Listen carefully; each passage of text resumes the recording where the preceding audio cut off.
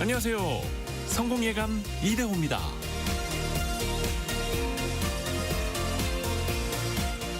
때때로 지나간 시간을 돌아보면서 아쉬움을 삼킵니다. 그때 시작했어야 했는데 배움도, 투자도, 커리어도, 인간관계도 돌아보면 더 일찍 움직였어야 할 순간들로 가득합니다. 하지만 완벽한 타이밍은 언제나 지나고 나서야 보입니다. 중요한 건 과거에 놓친 시간이 아니라 지금 이 순간 무엇을 선택하느냐일 겁니다. 작은 씨앗 하나가 싹을 틔우고 뿌리를 내리고 나무가 되기까지는 정말 많은 시간이 필요하죠. 중국 속담에 이런 말이 있답니다. 나무를 심기에 가장 좋은 때는 20년 전이었고 두 번째로 좋은 때는 바로 지금이다. 성공예감 이대호입니다. 시작합니다.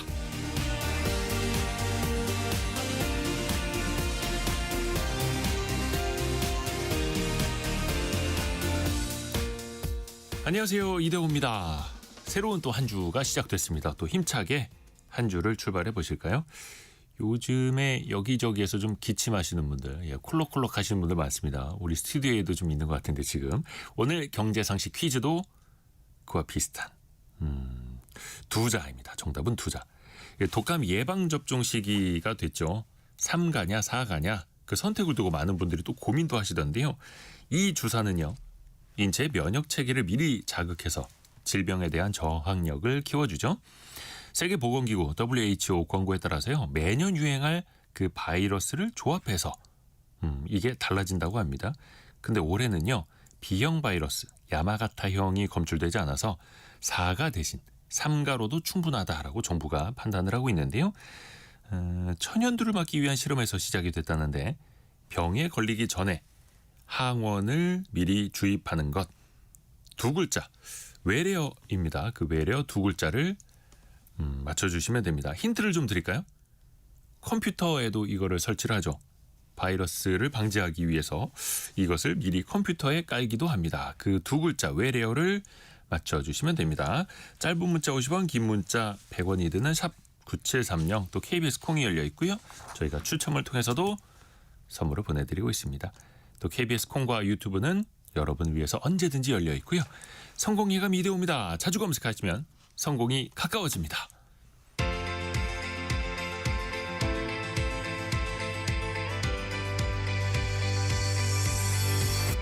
KBS 1라디오 성공예감 이대호입니다. 오늘의 경제 뉴스 한국경제신문 강영현 기자 그리고 파이낸셜 뉴스 이완주 기자 함께합니다. 안녕하세요. 안녕하세요. 강 기자는 감기 걸렸어요? 단단히 걸렸습니다. 독감이에요? 독감은 아닌 것 같은데 오래 가네요. 아 그래요? 이거 예방접종 저도 좀 해야 되는데 오늘 경제상식 퀴즈 정답에 대한 힌트를 강영현 기자가 몸소 꼭 맞으시기를 바랍니다. 어떤 아이템 준비했는지 강 기자부터 들어볼까요? 네, 저는 먼저 이재명 대통령이 재계 총수들을 만나서 대화한 내용 전해드리려고 하는데요. 한미 관세 협상의 후속이었죠. 그 민간 합동회의 소식 전해드리고요. 다음으로 주택담보대출 금리가 다시 6%대로 올라갔다는 소식을 포함해서 부동산 뉴스까지 전해드리겠습니다. 네, 그리고 이완주 기자는요? 예, 천안 이랜드 물류센터 화재와요. 한강버스 멈춤 사고 등 주말 사이에 난 사고들 우선 정리해드리고요. 또 우리나라 전기차 등록 대수가 사상 최고치를 찍었다는 소식까지 같이 살펴보겠습니다. 네. 자, 우선은 강영현 기자가 준비한 소식. 지난 주말에 대통령과 재계 총수들이 만났죠? 어떤 얘기 들어오갔어요? 네, 이재명 대통령이 한미 관세 협상 후속 민간 합동회의를 주재했는데요. 이날 회의에는 일단 이재용 삼성전자 회장, 최태원 SK그룹 회장, 정의선 현대자동차그룹 회장, 구광모 LG그룹 회장을 비롯해서 7명의 재계 총수급 인사들이 참여를 했습니다. 일단 여기서 대통령은 관세 협상에 대해서 총평을 했는데 국제 질서 변경에 따라서 불가피하게 수동적으로 대응할 수밖에 없었고 나쁜 상황을 만들지 않는 게 최선이었다라고 하면서 이제 방어를 아주 잘 해낸 것 같다라고 했습니다. 그러면서 기업들에게도 당부를 한 게 대미 투자가 너무 강화되면서 국내 투자가 줄지 않을까 걱정이 된다고 이제 잘 조치해달라고 당부를 했고요. 또 대한민국 균형 발전 문제가 심각하기 때문에 지역의 산업 활성화를 위해서도 좀 더 관심을 가져주길 부탁드린다라고 덧붙였습니다. 세금 얘기보다는 규제 완화 쪽으로 조금 더 무게를 싣더라고요. 특히 대통령이. 네, 정부는 기업인들이 이제 기업 활동을 하는 데 있어서 장애가 최소화되도록 이제 속력을 다할 것이다라고 했는데요. 그러니까 친기업, 반기업이 다 무슨 소용이 있냐, 무슨 의미가 있냐라고도 했습니다. 규제 관련해서는 규제 완화 또는 해제, 철폐 중에서 가능한 것이 무엇이 있을지 구체적으로 알려주면은 이제 신속하게 정리를 해 나가겠다라고도 말을 했습니다. 그러면서 뭐 R&D 개발 또는 위험 영역에 투자해서 후순위 채권을 발행하는 것을 뭐 정부가 인수한다든지 또는 뭐 손실을 우선순위로 감수한다든지 그러니까 새로운 방식들도 얼마든지 도입할 수 있다라고 말을 했습니다. 네. 그러니까 규제뿐만 아니라 이렇게 모험적인 투자를 강하게 할 수 있는 방식도 이제 동원해 볼 생각이라고 했는데요. 노사 관계와 관련해서도 언급을 했는데 노동과 경영이 양립할 수 없다고 생각하지 않는다라고 하면서 상호 보완적이고 상생적인 요소가 언제부턴가 너무 적대화되고 있는 것 같다라고 지적을 했습니다.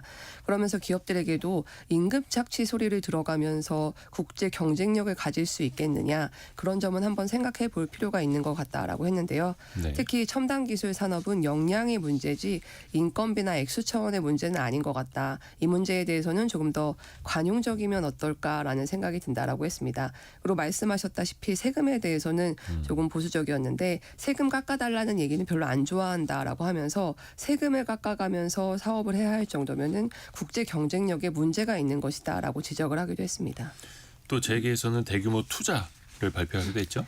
네, 일단 이재용 삼성전자 회장은 관세 협상 타결로 인해서 이제 기업들이 크게 안도하고 있다라고 하면서 대부분의 참석자들이 이 관세 협상에 대해서 정부에 감사하는 마음을 전했습니다. 그러면서 이제 대규모 투자 계획을 함께 발표한 건데요. 먼저 삼성은 향후 5년 동안에 R&D를 포함한 국내 투자에 총 450조 원을 투자하기로 했습니다. 그러니까 지역 균형 발전을 위해서 첨단 산업 그리고 인공지능의 지방 투자를 늘리는 게 특징이고요. 네. SK그룹 같은 경우에는 3년 뒤까지 128조 원 규모의 국내 투자를 진행하겠다고 했습니다. 이게 반도체 메모리 수요 증가 그리고 공정의 첨단화 등으로 투자비는 계속 증가할 수 있다고도 이제 덧붙였고요. 반도체 클러스터만으로도 약 600조 원에 달하는 투자가 이루어질 수 있다는 전망이 나오고 있습니다. 또 현대차그룹 같은 경우에는 앞으로 5년 동안 국내에 총 125조 2천억 원 사상 최대의 규모의 투자를 단행하기로 했고요. 또 LG그룹도 같은 기간에 100조 원을 투자하기로 했습니다. 고용도 늘릴 계획을 발표했는데 삼성 같은 경우에는 청년 일자리 창출을 위해서 앞으로 5년간 6만 명을 신규 채용할 계획이라고 했고요. SK 역시 매년 최대 2만 명의 고용효과가 날 수 있도록 하겠다고 했습니다. 현대차는 모빌리티를 중심으로 해서 1만 명까지 늘리겠다 이렇게 발표를 했습니다. 대기업들이 사실은 기존에 발표했던 투자 규모에다가 조금씩 더 얹어서 더 투자를 확대하겠다 이렇게 이야기를 하고 있는 거죠. 자, 이환주 기자가 준비한 소식. 그 주말 사이에 이랜드 물류센터에서 큰 불이 났습니다. 예, 맞습니다. 지난주 토요일 새벽 6시경이었고요. 충남 천안에 이랜드 패션 물류센터가 화재로 전소가 됐습니다. 네. 다행히 인명 피해는 없었는데 이 공장 내부에 있는 의류와 신발 등이 타면서 이 초진에만 9시간 30분이 걸린 이 대형 화재였는데요. 규모가 엄청 크더라고요. 예, 맞습니다. 규모 살펴보면 이 불난 곳이 11년 전 준공 당시에는 아시아 최대 규모의 물류 창고였을 정도로 큰 시설이었습니다. 지하 1층에 지상 4층, 연면적이 축구장 27개에 달할 정도로 큰 규모입니다. 그게 다 타버렸다는 거잖아요. 예, 맞습니다. 이 물류 창고에서 하루 최대 5만 박스, 연간 500만 개의 물류가 처리하는데요. 이 화재 당시에도 한 1,000만 개 정도의 상품이 이 보관돼 있었다라고 추정이 됩니다. 상품 1,000만 개. 예, 맞습니다. 네. 이 불이 4층에서 시작되는데 아직 정확한 화재 원인은 밝혀지지 않아서 이 조사 중에 있고요. 이 해당 물류센터에서는 이랜드 패션 브랜드 전 브랜드가 다 있었는데 뭐 대표적으로 뉴발란스, 스파오, 후아유 등 총 10개 브랜드가 있었고요. 또 이번 화재로 인해서 각 브랜드 홈페이지에는 이 배송 지연 안내를 하고 있는 상황입니다. 이랜드 그룹 같은 경우에는 피해 대응책으로 기존 물류 창고의 동선을 재조정하고 대체 시설 확보 등을 지금 추진하고 있는 상황입니다.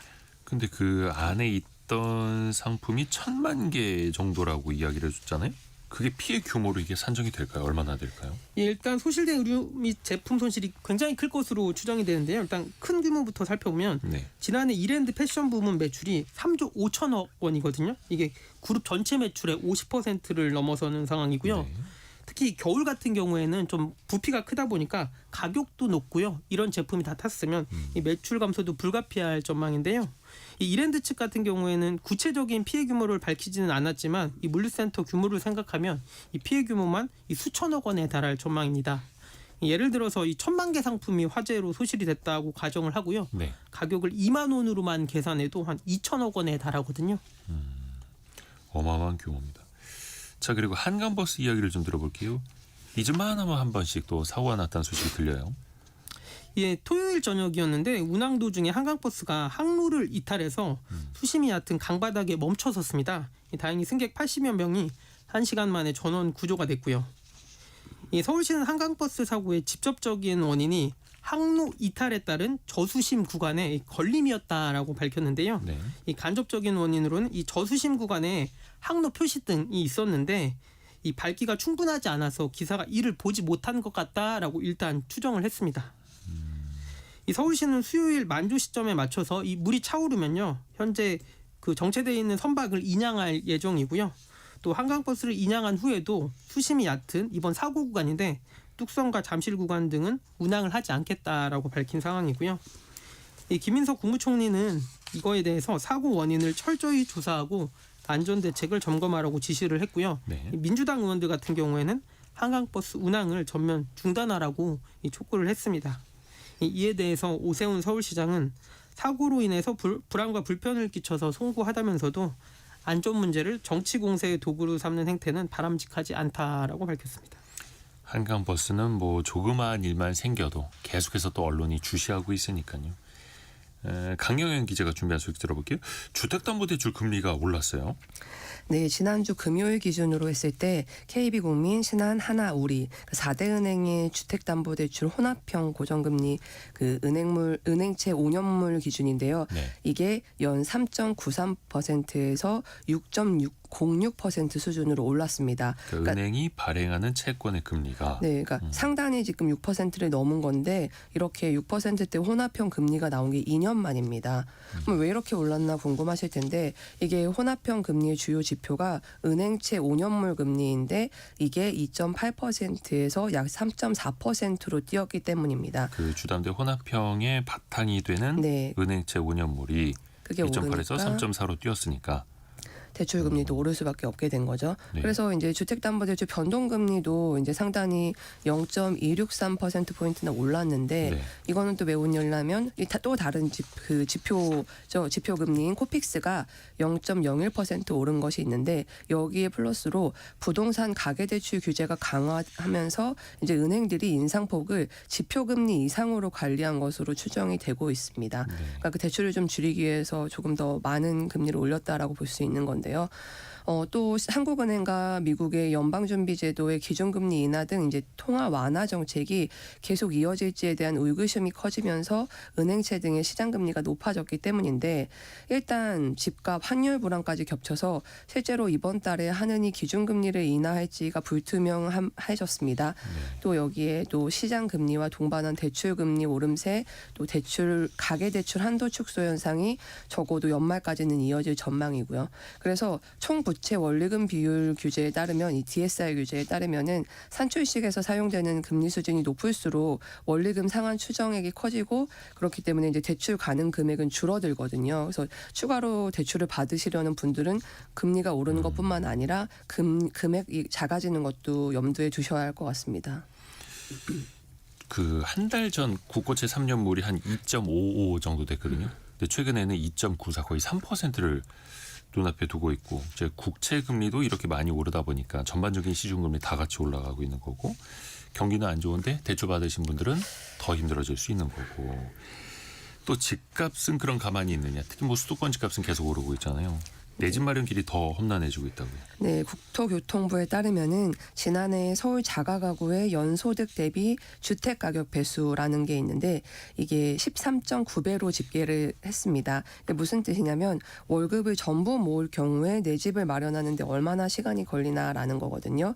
그러니까 지난해 기준으로 서울에서 집을 사려면은 약 14년 정도의 월급을 하나도 쓰지 않고 온전히 저축해야 한다라는 셈입니다. 그래서 서울에 이어서는 이제 세종이 8년, 경기는 7년 순으로 이어졌습니다. 실제 거주 여부와 관계없이 자기 집을 가진 가구 비율인 자가 보유율이 있는데 네. 이건 지난해 전국적으로 61%를 넘어서 1년 전보다는 소폭 상승한 것으로 나타났고요. 또 자신이 소유한 집에서 거주하는 자가 점유율이라는 것도 58.5%로 높아졌습니다. 가구주로 독립한 후에 생애 첫 집을 마련하기까지 걸린 시간은 7.9년. 그리고 전체 가구의 현 주택에서 평균 거주 기간은 8.4년으로 각각 2개월, 5개월 늘어났고요.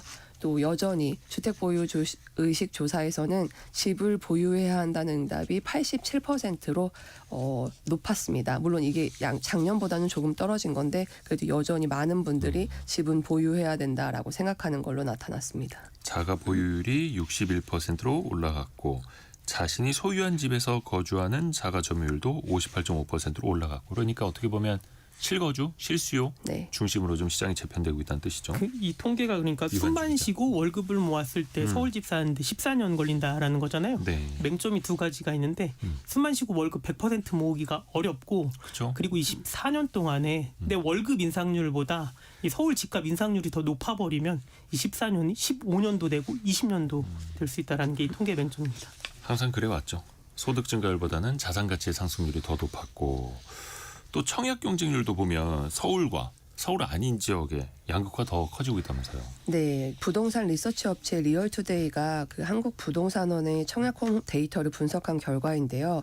올해 1월부터 10월까지 서울의 1순위 청약 경쟁률을 보니까 136대 1로 집계가 됐습니다. 같은 기간에 이제 서울이 아닌 지역의 평균 경쟁률은 4.2대 1이었거든요. 그러니까 둘의 차이가 32.4배에 달하는데 이게 관련 통계가 집계된 이후로 가장 큰 차이입니다.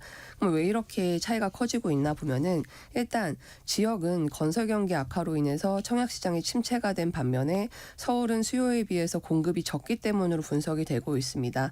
또 주로 서울에서는 재개발, 재건축으로 인해서 그 조합원 몫을 제외한 물량만 일반에 공급이 되거든요. 그래서 네. 물량이 굉장히 작기 때문에 경쟁률이 높은 이유로 꼽히는데 일단 올해 1월부터 10월까지 서울 아파트를 봤을 때 일반 분양 물량이 1,670채밖에 안 됐습니다. 경기나 인천은 3만 채, 지역은 4만 채였는데 이것과 비교했을 때 굉장히 적었기 때문에 경쟁률이 굉장히 높아지고 있다라고 볼 수 있을 것 같습니다. 그러니까 그 수년 전에도 항상 논쟁이었잖아요. 서울 지역 아파트 공급 뭐 충분하다, 부족하다. 근데 지금에 와서 보면 여전히 부족할 수밖에 없는 거고요. 자, 이완주 기자에게 갈게요. 우리나라 전기차 등록 대수가 20만 대를 돌파했다고요? 예, 기후에너지환경부에 따르면요. 지난주 기준으로 우리나라 전기차 등록 대수가 사상 최대치를 기록을 했습니다. 20만 대를 넘어선 건데요. 우리나라 전기차 등록 대수가 2022년과 2023년에는 한 16만 대를 기록을 했습니다. 그리고 지난해에는 15만 대로 1만 대가 줄었습니다. 이게 연간 기준인 거죠? 예, 맞습니다. 네. 신규 등록 연간 기준이고요. 이 충전 시설 부족과 화재 위험이 불거지면서 이 지난해에는 일부 감소를 했는데 이번에 다시 상승세로 돌아선 겁니다. 이 다양한 제조사들이 전기차 신차를 출시를 하고요. 네. 충전 시설도 많이 확충했기 때문으로 풀이가 되는데요. 이 다만 이렇게 정부의 전기차 보급 목표치에는 아직도 한참 부족한 상황인데요. 이 정부는 온실가스 감축 목표에 따라서 2030년까지 전기차 누적 보급 대수를 420만 대를 목표로 세웠습니다. 근데 현재까지 우리나라에 보급된 누적 전기차 대수가 88만 대인데 앞으로 이제 5년 동안 연평균 66만 대가 보급이 돼야 목표치를 충족을 할 수가 있습니다. 그 목표치가 되게 높은 거네요. 예, 맞습니다. 그러니까 올해보다 한 3배 정도 5년 동안 계속 더 등록이 돼야 되는 거고요. 또 2030년까지 신차 중 전기차나 수소차 보급률 목표가 정부가 세운 게 40%인데요. 올해 기준으로 이 비율은 14% 정도에 그치고 있습니다. 또 더불어서 국내 전기차 시장을 국내 제조사와 외국 제조사가 양분하는 구조가 고착되고 있는 점도 정부로서는 고민거리인데요. 네. 올해 신규 등록된 전기차 가운데 수입산 전기차 비중이 약 40%나 됩니다. 일단은 전기차나 수소차가 조금씩 대중화되고는 있습니다만 여전히 가격은 높고 갈수록 정부 보조금은 줄어드는 추세고 근데 연평균 66만 대씩 보급이 돼야 한다. 목표치 갈지 모르겠네요. 근데 또 걱정되는 거는 방금 이야기해 주신 것처럼 해외, 외국산 전기차가 또 물밀듯이 들어오고 있으니까 이거는 내연기관차의 경쟁보다 더 치열하잖아요. 특히 중국에선 전기차 너무 많이 생산해서 또 문제 아닙니까? 예, 맞습니다. 이 중국 정부가요, 자동차 제조사들의 치킨 게임과 과잉 생산으로 늘어난 일명 0km 중고차 수출에 제동을 걸기로 했습니다. 이 중국의 상무부, 공안부, 관세청 등이 내년 1월 1일부터 관련 규제를 시행할 예정인데요. 근데 이제 방금 말씀드린 0km 중고차가 뭐냐면 실제로는 신차인데 출고 후에 형식적인 등록 절차만 거친 뒤에 곧바로 가격을 낮춰서 이 중고차로 판매를 해서 물량을 덜어내는 겁니다. 이 중국에서는 현재 시장 수요보다 많은 전기차가 만들어지고 있고요. 이를 대부분 수출로 밀어내는 상황입니다. 이 올해 10월까지 중국의 전기, 수소, 하이브리드 같은 친환경 차량 생산량이 1,301만 대인데 이 판매량은 1,294만 대 정도입니다. 약 7만 대 이상이 팔리지 않고 재고로 쌓이고 있는 거고요. 계속 누적되고 있습니다. 또 0km 중고차 수출량도 2021년에는 한 1만 5천 대 규모였는데 지난해에는 한 44만 대로 약 30배 가까이 늘어났습니다.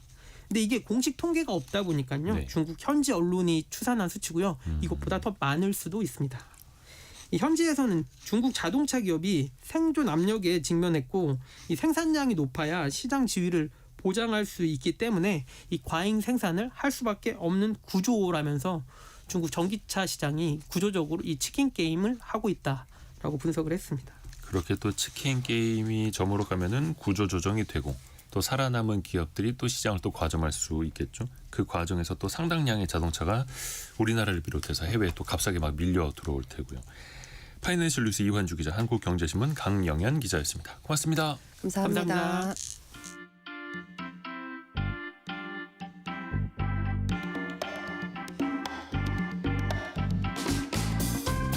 지금 여러분께서는 KBS 일라디오 성공예감 2대호입니다를 듣고 계십니다.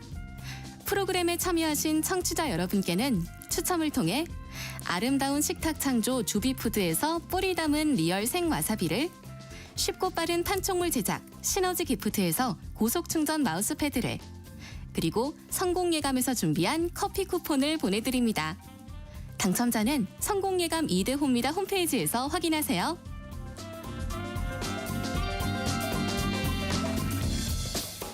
경제상식 퀴즈 한 번 더 나갑니다.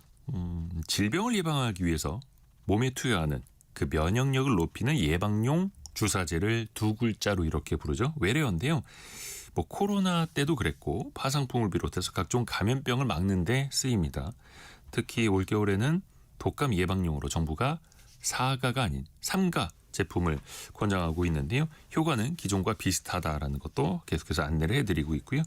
특히 6개월에서 10살까지의 소아, 임신부, 또 65세 이상 노년층에게는 무료 접종이 되죠. 그 두 글자는 뭘까요? 0421님, 화이트 슈즈. 힌트는 여기까지. 한글 두 글자로 치환을 해보면 될 것 같습니다. 231님, 정답 두 글자. 이게 영어인 줄 모르시는 분들이 꽤 있더라고요. 이렇게 보내주셨고요.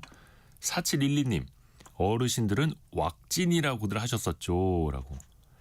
이 얘기 들어보신 분 계세요? 저는 못 들어봤는데. 왁진? 이게 찾아보니까 독일어 발음을 또 일본어로 이렇게 전파가 됐다가 우리나라까지 들어온 그 발음이라고 하네요. 왁진. 그 V를 독일어로 하면 이렇게 이응으로 발음을 하죠. 외건을 뭐 마겐 이렇게 그 부르듯이. 그래서 왁진이라고 불렀나 보다. 참고로 그 앞 글자는 V입니다. V.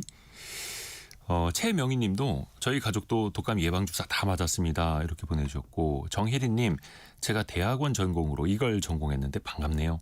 장년층은 인플루엔자 이거 꼭 맞으세요. 라고 보내주셨고요.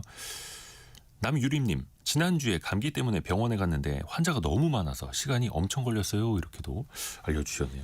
자, 이 두 글자 특히 이제 건강 염려되시는 분들은 좀 챙겨서 접종을 하셔야겠습니다. 짧은 문자 50원, 긴 문자 100원이 드는 샵 9730 또 KBS 콩으로 정답 두 글자 보내주시면 됩니다.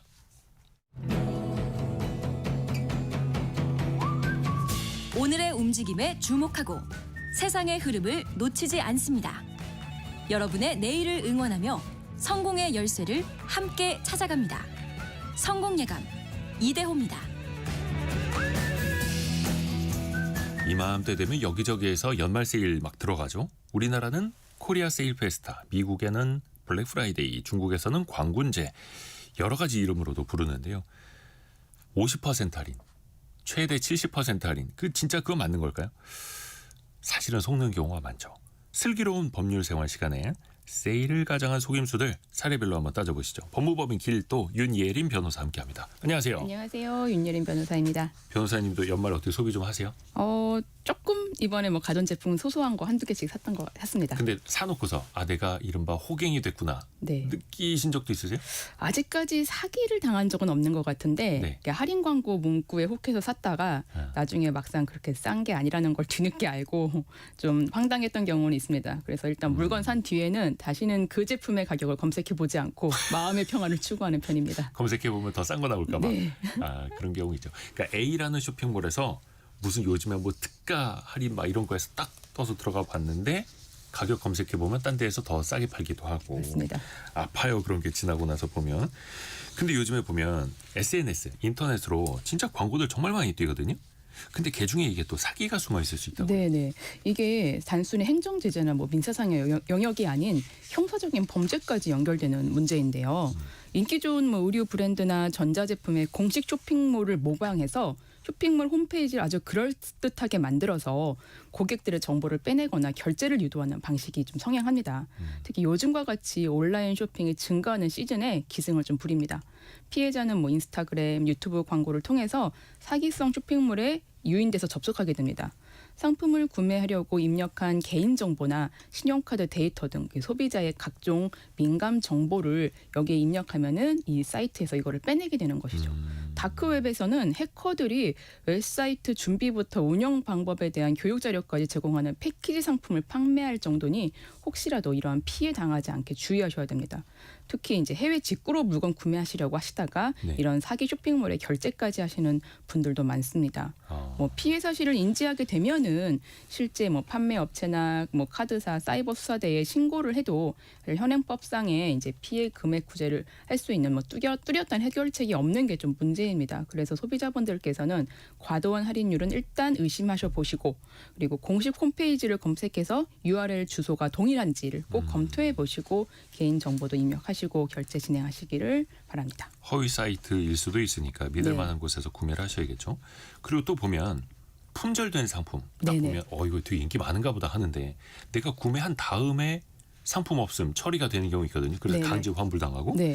이런 허위 품절 상품도 이게 문제 아닙니까? 예, 저도 한번 경험해 본 내용입니다. 온라인몰에서 특정 상품을 굉장히 싸게 내놓고 네. 주문을 하면은 품절이라고 하면서 판매자 측에서 이 주문을 일방적으로 취소한 다음에 이 같은 상품을 인상된 가격에 다시 판매하는 사례입니다. 그러니까 재고 없다고 안 파는 게 아니라 가격을 올리는 거예요. 네네.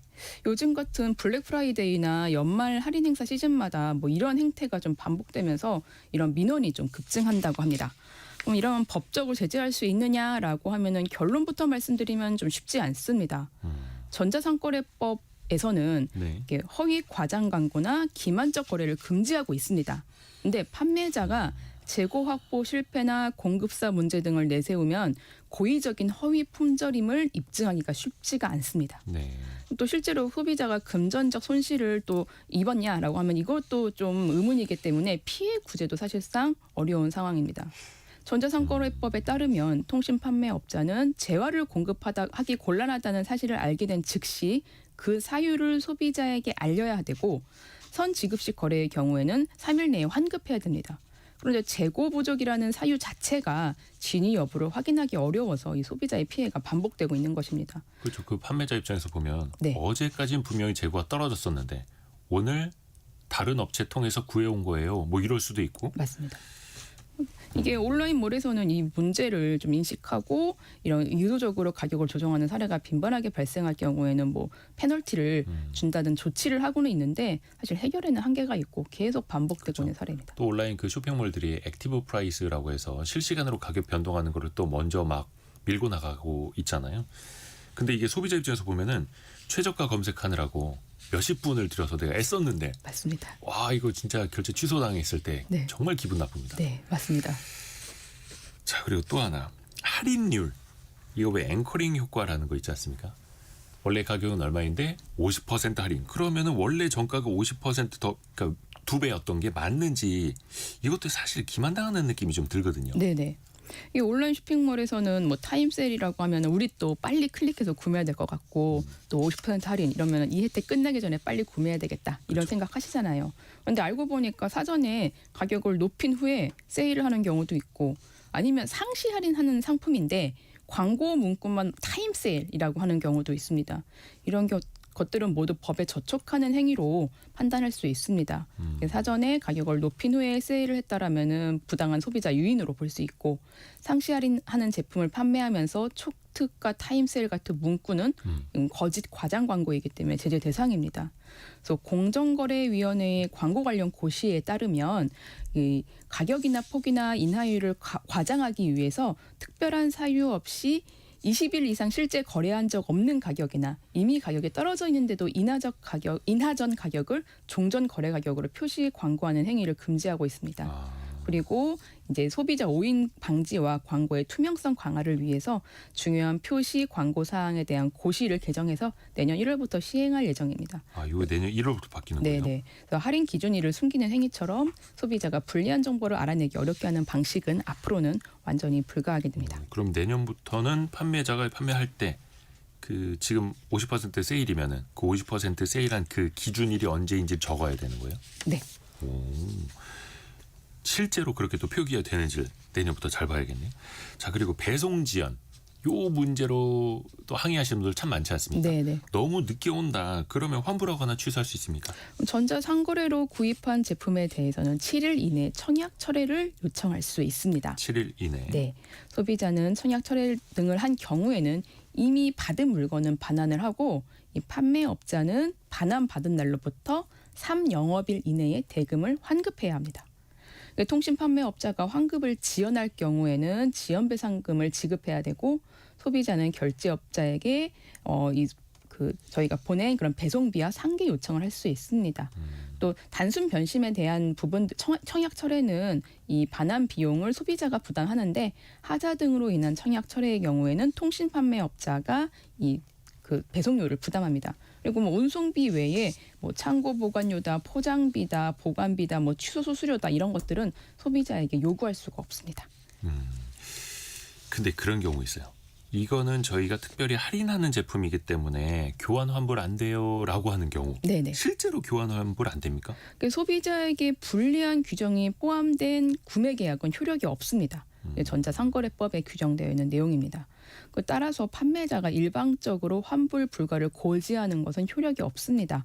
주문 취소 환불 요청은 물건을 받은 날로부터 3개월 이내 그리고 어떤 사실을 안 날로 30일 이내에 가능합니다. 근데 청약 철회가 불가능한 경우도 있습니다. 네. 소비자 잘못으로 물건이 훼손되거나 가치가 크게 떨어진 경우, 뭐 복제 가능한 물건의 포장을 제거해서 이제 카피 가능성이 있는 경우, 그리고 그런 경우에는 그 청약 철회가 불가합니다. 그리고 주문 생산 상품 같은 것들이 있어요. 주문 생산 상품 같은 경우는 소비자에게 환불 불가 동의를 받았을 땐 주문 취소나 반품이 어렵습니다. 아, 주문 생산 상품일 네. 경우에 뭐 식탁이라든지 막 가구 이런 네. 거. 이런 거는 근데 동의를 받고. 네. 그래요. 또 내가 구매한 게 아닌데 해외에서 내 카드 결제됐다는 문자 오면 이럴 경우에는 어떻게 대응을 해야 돼요? 일단 당황스러운데. 너무 당황스럽죠. 해외에서 카드 부정 사용 신고가 발생하면 네. 즉시 카드사에 해외 거래건 정지 신청하고 재발급 신청하셔서 일단은 피해 확산을 막으셔야 됩니다. 네. 일단은 그 추가적으로 발생할 어떤 결제를 막는 것이고요. 이거는 그다음에 이미 결제된 부분에 있어서는 청구 보류 등록을 해야 됩니다. 이게 청구 보류 등록. 내가 카드 대금을 납입하기 전까지 카드 부정 사용 신고를 한 경우에는 대금 청구를 주지 말아라. 그러니까 그 카드 결제를 받은 사람한테 대금을 주지 말아라라고 해서 최종 처리까지 고객에게 부담이 없도록 하는 조치입니다. 고객의 고의 중과실이 없는 경우에는 카드사가 전액 보상을 해야 되는 상황입니다.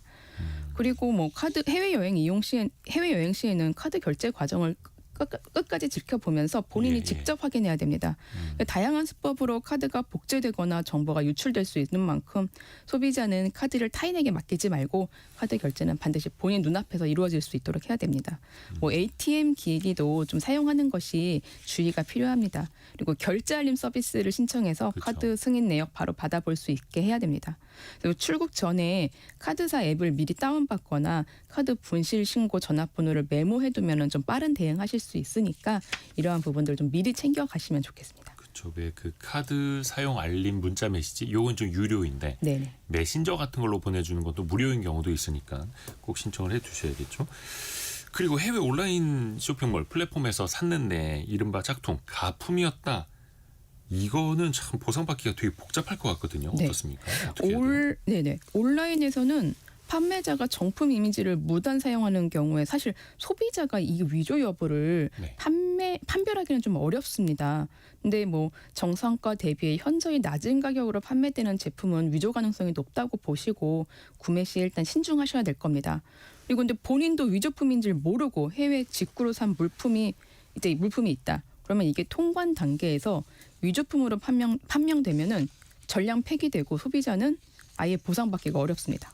이거는 소비자의 어떤 과실 부분도 있다고 보여지는 것이고 또 이 정품에 대한 이 보호를 해야 되기 때문에 전량 폐기되고 소비자는 뭐 가품은 물론 돈도 받기 어렵습니다. 아이고야.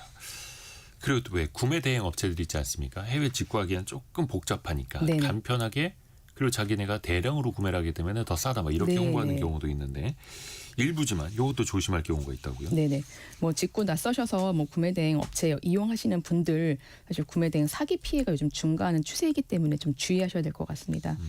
일단은 뭐 당연하게 선입금 하면은 실제로 물품 발송하지 않고 가짜 송장 번호를 제공하다가 연락 끊어버리는 사례가 좀 대표적입니다. 네. 이것은 이제 소비자분들이 이제 피해를 당하시는 거고, 그 최근에는 구매 대행 알바 사기도 좀 성행합니다. 이거 완전 범죄인데요.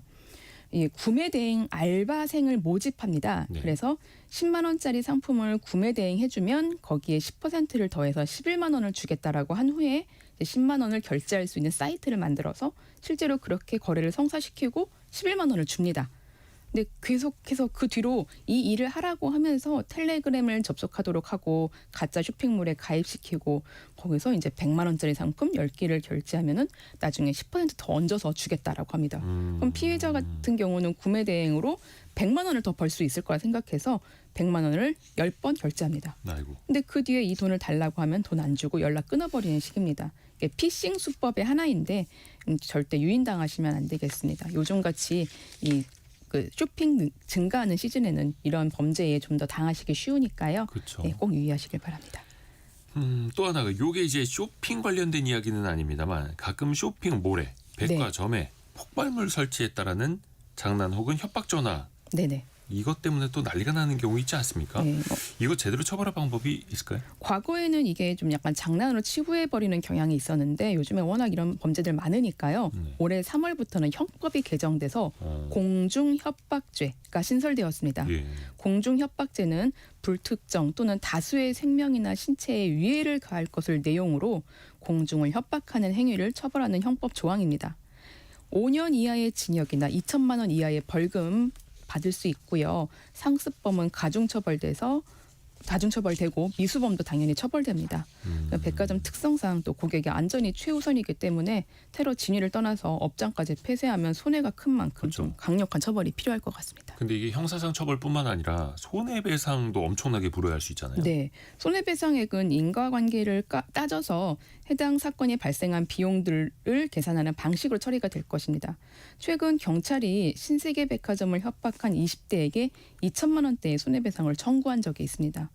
법원이 과거에 살인 예고 게시글을 올린 남성에게 4,300만 원의 손해배상 책임을 인정하는 판결을 내리기도 한 만큼 이번 이 손해배상 판결의 결과가 좀 주목되고 있습니다. 야, 살인 예고 게시글 올린 사람한테 4,300만 원의 배상 책임. 경찰 이것도 인력도 동원이 되고 그렇죠. 예. 그래서 이거는 물론 장난을 넘어선 수준이긴 한데 그런 협박 전화에 대해서도 강경하게 대응을 해야 하는 거죠. 윤예린 변호사였습니다. 감사합니다. 감사합니다. 라디오 정보센터 다녀옵니다. 이재명 대통령이 남아프리카 공화국에서 열리는 G20 정상회의 참석을 계기로 7박 10일간 4개국 순방에 나섭니다. 오늘 오전 서울공항에서 출국한 이 대통령은 아랍에미리트, 이집트, 남아공, 튀르키예를 차례로 방문합니다. 이재명 대통령이 관봉권 띠지 폐기 의혹 및 쿠팡 퇴직금 불기소 외압 의혹 진상규명을 위한 특별검사로 안권섭 법무법인 대륜 대표 변호사를 임명했습니다. 상설특검의 수사기간은 최장 90일입니다. 12.3 불법 개헌과 관련해 직무 유기 등 혐의로 구속된 조태웅 전 국가정보원장의 구속적부심이 법원에서 기각됐습니다. 순직해병특검은 이종섭 전 국방부 장관 호주 도피 의혹과 관련해 어제 서울구치소를 방문해 윤석열 전 대통령을 조사했습니다. 국회 예산결산 투기 소위가 상임위별 예비심사 결과를 토대로 오늘부터 본격적인 증액, 감액 심사를 시작합니다. 예산안 처리 법정 시한은 12월 2일입니다. 지금까지 라디오 정보센터 뉴스 정한나였습니다. 은퇴한 이후에 갑작스럽게 목돈이 필요한데 어디 저축해 놓은 돈은 좀 모자란다. 당연히 대출부터 떠올리게 되죠. 물론 이제 빚을 안 지는 게 가장 좋겠습니다만 불가피하다면 꼭 필요하다면 연금을 활용하는 것도 하나의 대안이 될 수 있는데요. 돈워리 투자백서 시간에 한번 배워보시죠. 금융 크리에이터 손희애 작가입니다. 안녕하세요. 안녕하세요. 이거 모르시는 분들 많더라고요. 네, 맞아요. 국민연금 내가 낸 연금 보험료를 바탕으로 대출을 받을 수 있는 거. 국민연금이 최근에 이 대출 시스템을 좀 개선했다고요? 맞습니다. 바로 국민연금 실버론 얘기인 건데요. 그러니까 본인이 받을 이 연금을 담보로 돈을 빌리는 겁니다. 네. 공식 명칭은 국민연금 수급자 금융지원이고요. 60세 이상 국민연금 수급자가 갑자기 의료비나 전월세 보증금이나 장례비 그리고 각종 생활 안정비가 필요할 때 연금을 담보로 저금리 대출 받을 수 있도록 마련된 제도고요. 다만 요거 현행 제도상 국민연금을 받고 있는 분들만 신청하실 수 있는 거여가지고요. 아하. 받을 예정이거나 혹은 또 수급권을 이제 소수의 분들은 압류당하는 경우도 있잖아요. 네. 그러니까 이런 경우에는 이용하시기가 어렵습니다. 아, 그래서 이 국민연금 실버론의 정확한 이름이 국민연금 수급자 금융지원. 맞습니다. 국민연금을 이제 노령연금으로 받고 계시는 분들이 이 대출을 받을 수 있는 대상이다. 네. 그러면 다른 금융사에서 이미 대출 쓰고 있는 분들 입장에서 보면 이게 과연 뭐 한도라든지 이런 게 나올까 좀 걱정되실 수도 있을 것 같은데요. 네, 다행히 걱정하지 않으셔도 되는 게 실버론 이용 시에 다른 금융기관의 대출 많으셔도 원칙적으로는 제한이 없습니다. 다만 본인의 신용이나 상환 능력에 문제가 좀 있다. 그러면 승인 자체가 문제가 될 수 있고요. 그리고 또 이미 퇴직연금이나 사적연금을 받고 있다고 하더라도 국민연금 실버론 신청하시는 거 가능해요. 다만 요거 순서를 좀 잘 생각하셔야 되는 게 네. 반대로 실버론을 내가 이미 받고 있다. 그러면 추가로 일반적인 은행의 대출 받으실 때 제한되실 수 있어요. 그래서 만약 필요하시다면 다른 은행의 대출들을 먼저 받고 나서 실버론 신청하시는 게 차라리 더 나을 수 있다라는 거죠. 아, 다른 은행 대출을 받는데 이미 실버론을 신청한 게 있으면 이게 네, 대출 한도에 좀 영향을 줄 수 맞아요. 있으니 네. 그러면은 다른 은행 대출 다른 기관부터 신청을 했다가 그 다음에 실버론을 국민연금 실버론으로 금리는 얼마나 돼요? 한도는 또 얼마까지 나올까요? 네, 이게 분기별로 변동이 되는 거라서요. 25년도 10월에서 12월 기준으로 실버론의 대출 금리 연 2.51%로 지금 책정돼 있습니다. 시중은행 대출보다 낮은 편이고요. 이 정책 금리로 동결돼 있어서 이제 금리가 좀 불안할 때도 안정적으로 이용 가능하다라는 장점이 있습니다. 한도는 한 번에 최대 1,000만 원이고요. 의료비, 전월세 보증금, 장제비 등 용도를 증빙을 하고 나서 우리가 대출을 받을 수가 있습니다. 이 실버론의 대출 금리는 모든 사람에게 똑같이 적용되는 거예요? 맞습니다. 차주마다 다른 게 아니라. 네네, 분기별로 바뀌는 거고요. 아. 이게 좀 일괄 적용이 되는 특징이 있습니다. 근데 연 2.51%면 다른 것보다 훨씬 더 이제 저렴한 편이긴 네. 하고 물론 내가 낸 국민연금 보험료가 담보긴 하니까. 그렇죠. 일종의 또 담보대출 아니겠습니까? 맞습니다. 이게? 나중에 이거 갚을 때 상환하는 방식은 어때요? 네, 원리금 최대 5년까지 분할 상환하실 수 있어요. 기본적으로 원금 균등 분할 상환하도록 되어 있고요. 매월 연금 지급일에 상환 원리금을 자동이체로 상환을 하는 건데요. 만약에 원한다면 따로 우리가 상환하는 게 아니라 연금 급여 공제도 가능해요. 그리고 여유가 생겼다면 조기 상환하는 것도 가능하고요. 그렇다면은 나는 얼마를 받게 될까? 이자 얼마 나올까? 요거 국민연금공단 홈페이지에서 이자 모의 계산하시는 것도 가능하십니다. 아하, 국민연금 실버론 그 이자도 모의 계산이 가능하다. 네. 그러니까 최대 1,000만 원까지 빌릴 수 있고 네. 최대 5년까지 나눠서 갚을 수 있다. 맞습니다. 근데 이게 국민연금 수급자들을 대상으로 하던 거다 보니까 고령층 아니겠습니까? 그렇죠. 그럼 수입이 또 일정치 않을 수가 있겠고 나중에 이 상환에 문제가 생기면 어떻게 될까요? 네, 만약에 뭐 연체를 한다거나 그런 상황이 생기면요. 네. 그러니까 우리가 기본적으로는 자동이체, 그러니까 내가 별도로 상환하겠다 하는 게 기본값이거든요. 네. 그런데 만약에 상환을 하지 못하면 이 원리금 연체분에 대해서 대출을 받았던 국민연금 수령액에서 상환액이 자동으로 공제가 되는 겁니다. 아, 내가 연금으로 받아야 할 금액이 그냥 깎이는. 맞습니다. 원칙적으로는 국민연금 수급권 자체가 압류할 수 없도록 되어 있거든요. 어허. 그런데 실버론은 이걸 자체를 담보로 대출을 받는 거잖아요. 그러다 보니까 실버론 대출금 상환을 위해서 연금에서 직접 차감되는 구조, 이 부분에 대해서는 예외적으로 허용이 되는 거고요. 만약에 연금 수급액이 대출 원리금에 미치지 못하는 상황이 있을 수도 있잖아요. 이때는 연금 전액이 상환에 쓰이게 되는 거고요. 네. 그래도 상환이 부족하다. 그러면 추가 상환 안내 나가고요. 다만 뭐 일부의 뭐 심각한 사정이나 정말 피치 못한 상황이 있을 수 있잖아요. 이럴 때는 국민연금공단과 상담 후에 상환 유예 등 지원 방법을 모색하는 것도 가능합니다. 일단 내가 낸 보험료를 바탕으로 담보대출을 받는 성격인데 그 상환 제대로 못 갚게 되면은 원금에서 깎여 나가는. 네. 그러니까 나중에 내가 노후에 받을 수 있는 연금이 줄어들 수 있다라는 거 네. 꼭 아셔야겠네요. 그럼 이게 국민연금 담보대출 실버론 어떻게 신청하는 겁니까? 좀 더 편해졌나요? 맞아요. 기본적으로는 국민연금공단 지사에 방문해서 신청하는 게 원칙이거든요. 오프라인으로. 네. 그런데 일부는 비대면 신청이 가능하세요. 현재는 전월세 보증금 그리고 배우자의 장제비 등 일부 항목에 대해서만 국민연금 모바일 앱을 통해서 비대면 신청 가능하신데요. 네. 내년부터는 좀 편해진다라고 말씀드린 포인트가 이제 어르신들이 사실 가장 많이 필요로 하시는 게 의료비잖아요. 네네. 지금까지는 의료비 항목에 대해서는 비대면이 불가능했는데 내년부터는 모바일 앱이나 온라인으로 신청하실 수 있게 편의가 대폭 넓어진다고 합니다. 그러니까 실제 올해 이 장제비도 올해 추가가 된 거거든요. 예, 비대면 범위가 조금씩 계속 확대가 되고 있는 거고요. 다만 이미 실버론으로 전월세 보증금 대출 받은 뒤에 같은 주택에서 계약 갱신 이후로 추가 대출 받으시려고 할 때에는요. 오프라인 방문 필요하실 수 있습니다. 어떻게 보면 또 이제 모바일 쓰시기 어려우신 분들은 차라리 오프라인 방문하는 게 더 나을 수도 있는 맞아요. 거고요. 네. 국민연금공단 지사에. 근데 이게 참 씁쓸한 게 최근 3년 동안 보면은 이 국민연금을 바탕으로 하는 대출, 실버론 네.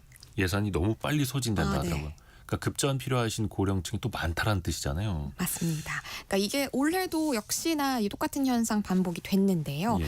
아무래도 이 고령층 사이에서 원래 기존에 모르셨던 분들도 최근 2, 3년 사이에 많이 알려진 것도 있고요. 그리고 실제로 이제 아무래도 물가도 올라가고 뭐 임대료 상승, 뭐 의료비 부담 등등 여러 가지가 맞물리면서 신청자가 급격히 늘어난 탓도 있습니다. 그래서 올해 여름쯤 대출 예산 소진 안내가 떴었어요. 그래서 신청이 중단이 됐었다가 이 정부에서 추경 그리고 추가 예산 긴급 편성해가지고 하반기 사업이 재개가 됐었습니다. 그래서 만약에 내가 내년에 좀 필요할 수도 있겠다라고 생각이 드시면 저는 개인적으로 상반기 중으로 신청을 하시라 좀 추천드리고 싶습니다. 물론 이게 급전이라는 게 급하게 필요하니까 네. 그런데 막상 그때 돼서 저희 국민연금에서 수급권자 대출 금융 지원해드리는 게 다 소진이 됐네요. 이 말 들으면 또 답답할 수 있으니까. 답답하죠. 다만 미리미리 이런 것들을 알아둘 필요는 또 있겠고요. 네. 국민연금 말고 개인적으로 가입해둔 그 사적연금 있지 않습니까? 네. 이걸 담보로도 대출이 될까요? 네, 가능합니다. 연금저축계좌 납입 원금의 50에서 60% 범위에서 담보대출 가능하세요. 이때 증권사나 은행마다 펀드로 운영되는 금액에 대해서만 대출 담보해주는 경우가 많고요. 네. 뭐 상장지수 펀드나 주식 직접 투자부는 담보대출 대부분 불가능합니다. 뭐 예를 들어서 이제 50%에서 60%니까 내 연금저축 펀드에 2천만 원 정도 쌓여 있다. 그러면 운용사마다 차이는 있지만요, 이 1,000만 원 가량 낮은 금리로 대출할 수 있다. 이렇게 알아두시면 될 것 같습니다. 퇴직연금 IRP 같은 경우는 어떻습니까? 가능은 한데요. 네. 요거는 예외적인 조건에 한해서 중도 인출 그리고 담보대출 가능하세요. 예를 들어서 무주택자인 경우에 주택 구입자금, 전세보증금, 본인이나 가족의 중대한 질병 치료비 등 명확한 사유가 있을 때 요거를 증빙서류 제출하고 나서 제한적인 요건에 따라서 중도 인출 혹은 담보대출 가능하십니다. 어찌됐든 간에 이게 대출입니다. 이자가 나가는 거예요. 네. 노후자금이 또 걸린 거고 좀 신중하게 판단을 해야겠죠. 맞습니다. 아까 말씀을 주신 것처럼요. 네. 이렇게 우리가 받을 국민연금을 담보로 대출을 받는 거다 보니까 혹시 내가 제때 생활을 하지 못하면 내가 앞으로 받을 연금의 총액이 줄어들 수 있다. 요거를 꼭 유념을 하셔야 됩니다. 물론 이제 신청자가 점점 늘어나면서 편리하다라는 부분만 좀 많이 강조가 되는 그런 경향이 좀 있더라고요. 그래서 미상환부는 연금 수령액에서 자동 상계되기 때문에 내가 실제 평생 받을 수 있는 연금이 줄어들 수 있다라는 거 유의하시고요. 또 대출금리 변동, 사업자마다의 담보 인정 한도, 그리고 상환 시기 등 꼼꼼하게 체크하셔야 되고요. 당연한 얘기지만요. 네. 과도한 대출은 노후 현금 흐름에 영향을 줄 수 있는 거잖아요. 그래서 장단점이 있다. 무조건 좋은 건 아니다라는 거 좀 고민하고 신중하게 결정하시는 게 좋겠습니다. 그렇죠. 연금은 연금으로 네, 노후에 은퇴한 이후에 내 네네. 삶을 좀 보조해 주는 게 목적인데 맞습니다. 사실 또 오죽하면 이런 것까지 필요하시겠습니까? 맞아요. 예. 그래서 이게 또 제도적으로도 계속해서 더 보완이 되어 나가는 거고요. 오늘은 국민연금 실버론에 대해서 이야기 들어봤습니다. 금융 크리에이터 손희애 작가였습니다. 고맙습니다. 감사합니다. 감사합니다. 이 시각 현재 원달러 환율이 1,455원대를 가리키고 있고요. 코스피는 1.47% 오른 4,070.